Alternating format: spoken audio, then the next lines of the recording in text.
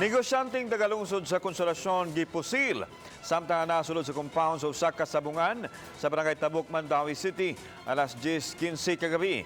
Bala nalubong sa tangkugo sa biktima. Si Chalo Valiana sa report. Wapay matumbok ang motibo ang Mandawi City Police Office sa hinungdan sa tinguhang pagpatay sa negosyanteng si Isidro Go, 53 anyos, minyo, taga Pitugo, lungsod sa Konsolasyon. Sa pagkakaroon mato ni Police Colonel Julian Intoma, Mandawi City Police Director, nga negosyo pa ang anggulo nga gitutukan karon sa mga investigador sa Police Station 3. Ongoing pa nga to ang investigasyon. Definitely, arita sa anggulo sa iyang pagkanegosyante.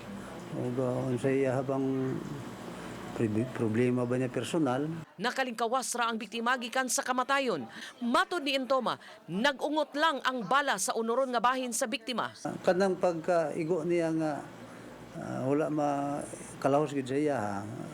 Ata na makita ang anggulo sa pansarmas, maragwa makabuylo ang bala tungod kay dunay ning hit din siya sa samin. Wa pa mahinabi sa mga investigador ang biktima samtang naghuwat pa kining maoperahan aron makuha ang nagungot nga bala.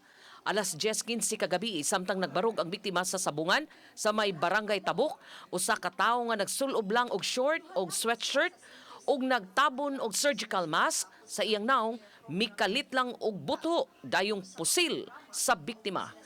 Uban ni Godfrey Rilien, Chelo Valiana, Balitang Bisdak.